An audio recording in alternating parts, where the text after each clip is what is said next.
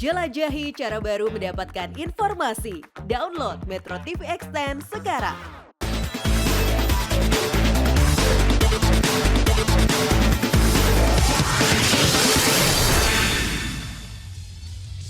Selamat malam pemirsa, di sebuah podcast YouTube milik holding BUMN Pariwisata, InJourney Talks, Wakil Menteri BUMN Kartiko Wirjoatmojo mengkritik proyek strategis nasional Light Rail Transit atau LRT Jabodebek dan juga kereta cepat Jakarta-Bandung atau KCJB yang menjadi kebanggaan Presiden Joko Widodo. Wakil Menteri BUMN mengkritik jembatan Longspan LRT yang disebut salah desain. Kemudian rangkaian kereta LRT yang disebut berbeda-beda spesifikasinya. Kritik untuk kereta cepat adalah sempitnya jalan masuk ke stasiun KCIC Halim sebagai stasiun utama terbesar dan termegah. Kritik wamen BUMN lewat podcast ini langsung direspons Presiden Joko Widodo dengan sidak ke LRT Jabodebek dan berpesan jangan senang untuk mencari kesalahan. Ada apa wamen BUMN mengkritik LRT Jabodebek dan kereta cepat Jakarta-Bandung? Dan yang paling penting, amankah moda transportasi massal yang akan menjadi warisan Presiden Jokowi ini? Bersama saya Leonard Samosir, pemirsa Nilai Economic Challenges dalam episode Kritik Wamen BUMN untuk Proyek Jokowi.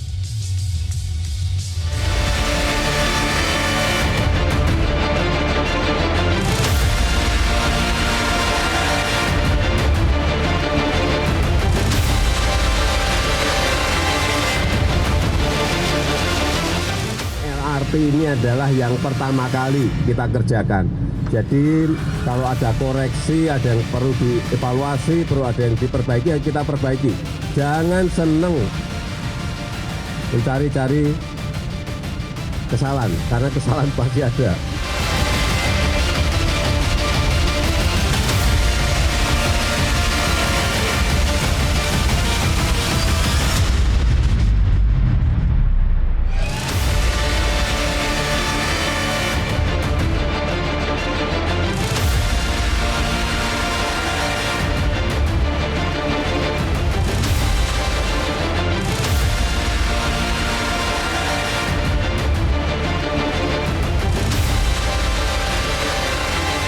Isu-isu mengenai yang disampaikan sebelumnya, saya rasa itu isu pembelajaran yang harus disampaikan ketika kita rapat internal.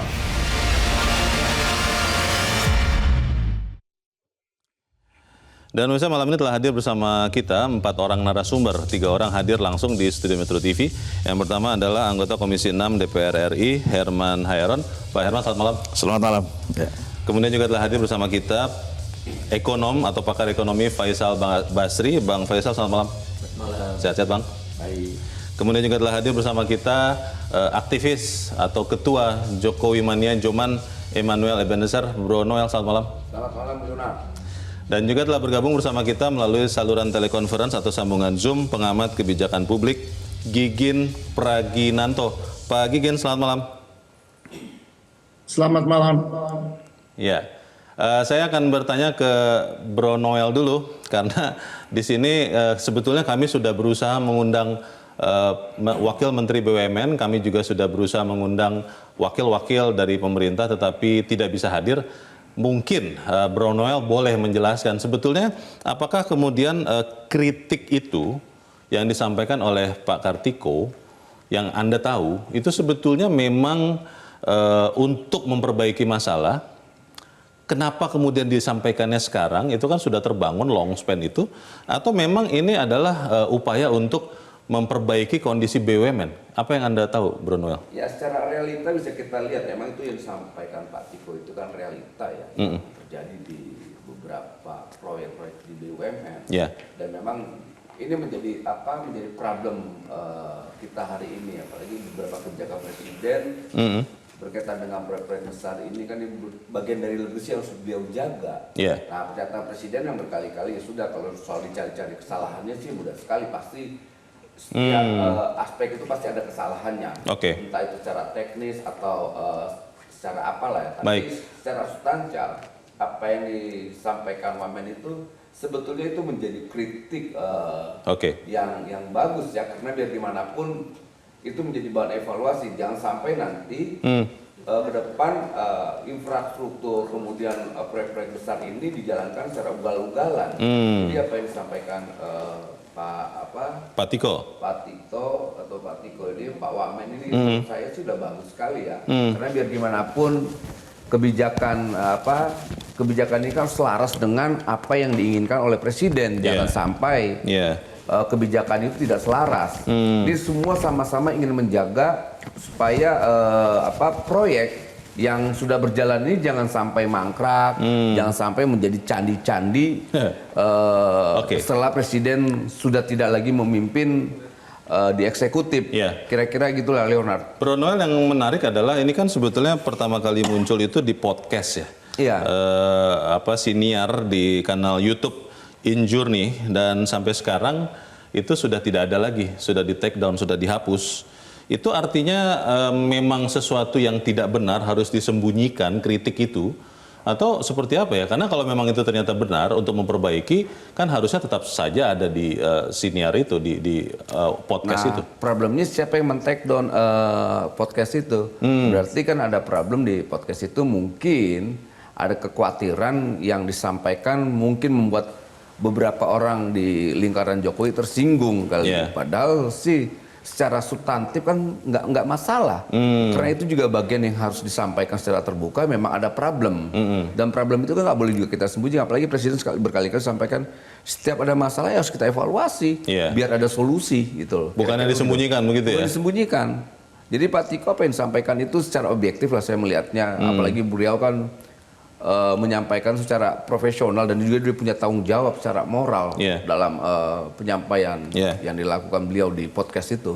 Itu, Leonard. Baik, Bang Faisal, kalau Anda lihat sepertinya kritik ini kan harusnya membangun ya. Tapi beberapa orang bertanya-tanya kenapa kritik ini dilakukan, itu jembatannya sudah jadi. Keretanya, LRT-nya sudah diuji coba berkali-kali, bahkan presiden juga sudah ikut naik.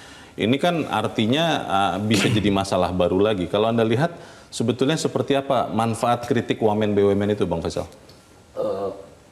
Mengingatkan, boleh jadi belum ada langkah tuntas, persiapan tuntas.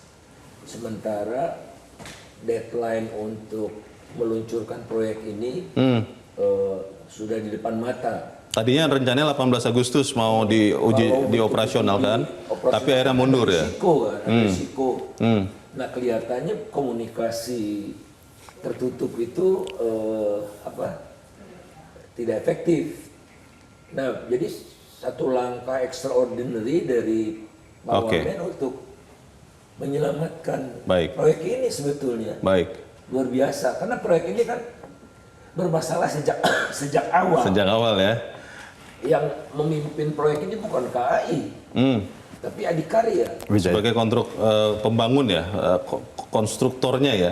Konstruktornya dan developernya. Lead yang lead proyek ini dan Adikarya tidak terbiasa kan. Yang dia bangun properti gitu di sepanjang jalan itu. Salah dari awal ini akan kita bahas di bagian berikut, Bang Faisal dan Bapak-bapak. Kita harus jeda dulu, pemirsa tetap bersama kami. Economic Challenges segera kembali.